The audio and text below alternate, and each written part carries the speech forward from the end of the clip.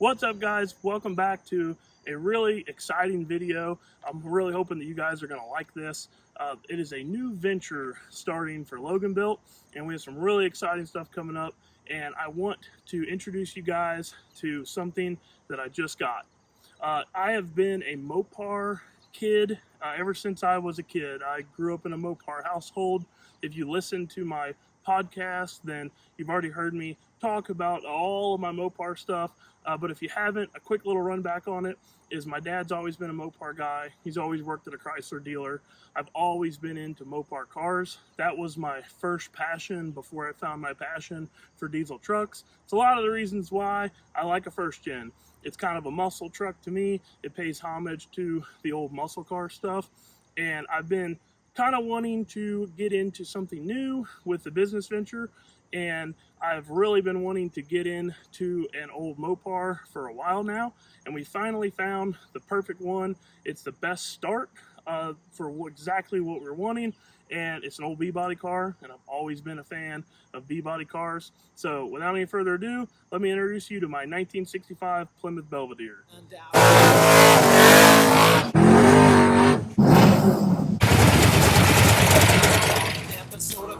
And a big crew I can play baseball with. Hot tub in my trailer big enough for 10 plus me.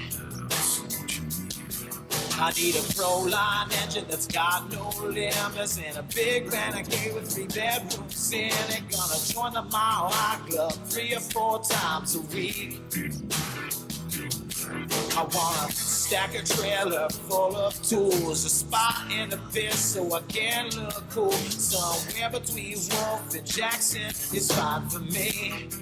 Start from the front to the back on this thing. It is an all steel, all glass car. It is an original sheet metal car. We believe, from the best of our knowledge, that it came from Louisiana. It actually came, it lived a lot of its life in Kentucky, central Kentucky actually, so kind of close to home. It's, with it being an original sheet metal car, it's a very clean car. Here in a little bit, I'll take you guys underneath the car and show you everything under there. Is this cool maroon red color. I'm typically not a red maroon type of guy, but one of the really neat things is my dad actually drove a 65 Belvedere for a guy back in the late 80s, early 90s, and it was this same car, very similar color. That car was called One More Time. It's kind of neat that it pays a little homage to some of my dad's early racing. If you guys know about me, you know that I am a historian when it comes to drag racing. I like a lot of historical stuff. These cars, these early 60s B-bodies, 64, 65, 66, they were the first Hemi cars to be drag raced. And then the actual very first ever Hemi turbo car was this body style car. It was also red, so that was called the Turbo Honker.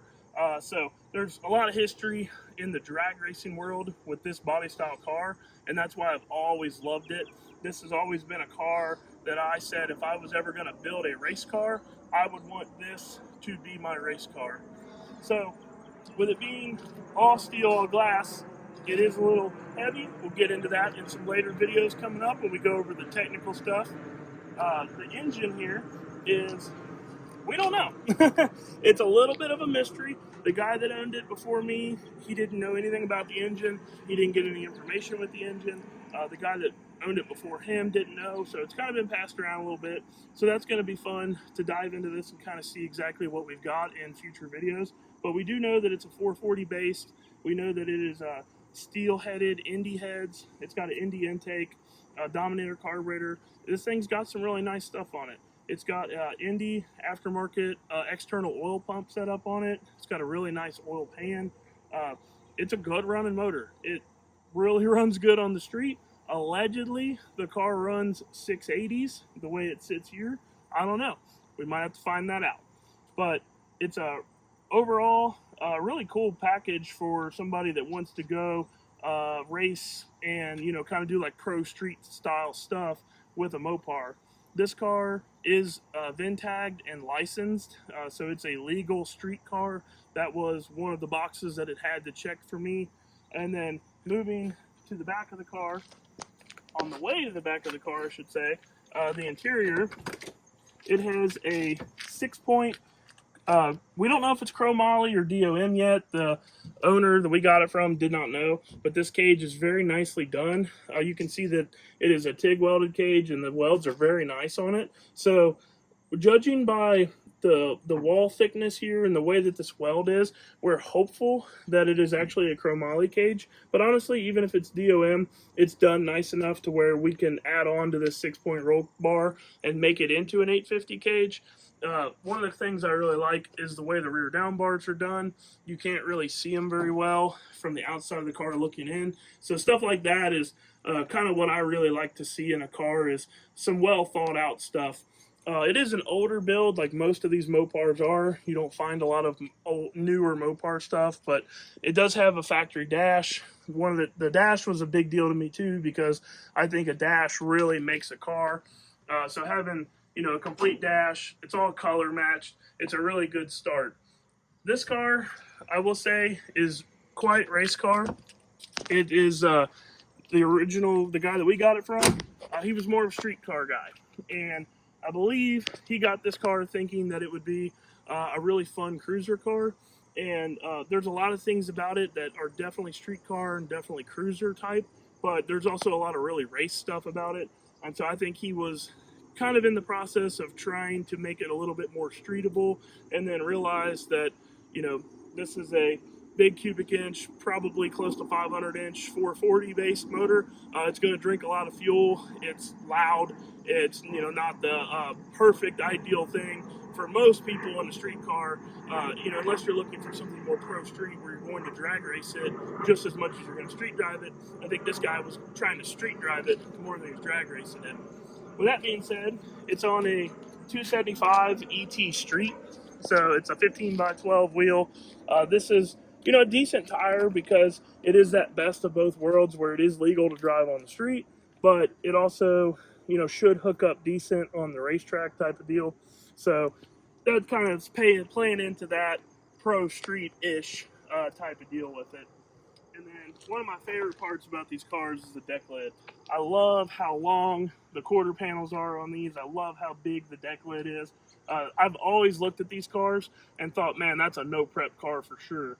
And that's a lot of the reasons why these cars were so popular to drag race back in the mid 60s, was because, you know, they didn't have prepped racetracks back then. All of drag racing was no prep in the 60s, and these things had a good weight bias right out of the factory, which made it really easy to go down those unprepped surfaces. And in here in the trunk, you'll see that it is mini tubbed. Mini tub wasn't a requirement that I had, but it was something that I was definitely happy about when I seen this car was done, because you think that this big old car would fit a big old tire, but in reality, with when they're normally leaf spring and they have the factory wheel well in them, they actually won't even fit a 275 or a 28-10-5 tire. And so I really wanted to be able to fit that tire because that's the type of racing that we want to do. So this already being mini tubbed was a huge jump start for me. Already having a nice 6-point cage to start with, definitely a jump start. As you can see in here, if you guys are into Mopar stuff, the factory material that's sprayed in on the quarters is a pretty good indication that this car has never had quarter panel patches put in it. And when we get underneath the car and I show you guys the underside of it, you'll see that, you know, this is a really straight, clean car that hasn't been all patched up. And then pretty much that is going to wrap up the most of the outside of the car. But one cool, super cool thing that I have to show you guys and talk about, because up until recently, I didn't even fully understand what the purpose of these stripes were on these 60 model cars. You're only going to find these on the 63 through 66 B-body cars. And what this is, these stripes, is basically paying homage to the original Ramcharger cars. Those were the original Hemi B-body cars that Chrysler actually sent out to the drag strips to show off what the Hemi was capable of. All of the Ramcharger cars had stripes, so you'll see a lot of these early B-body cars having these stripes on here to pay homage to it. We actually filmed a lot of content on this car already. We have 5 videos already loaded up, ready to go. And I did that for several reasons. One, I wanted to be pretty familiar with this car before I introduced you guys to it. And 2, I wanted to be able to roll out content. So as soon as we upload this video, we're going to go 2 videos a week on this car. We are going to do a Wednesday and a Sunday upload. And we're going to strive to do that from here. As long as we own this car, we're going to strive for 2 videos a week. So if you guys are just now finding your way to my channel, make sure that you hit the subscribe button, turn that bell icon on, because that's going to notify you guys anytime that I post new content with the car. So there you guys have it. You have the introduction to my new to me 65 Plymouth Belvedere. Now I want to know what you guys want us to do with this car. We have some big plans in mind, but what would you guys like to see us do with this small tire Pro Street 65 Plymouth Belvedere? Get in the comments below, drop a comment, let us know. Thanks for watching. Like I said, if you're new here, make sure you click that subscribe button so you can stay up to date on all the new content. Catch you guys later.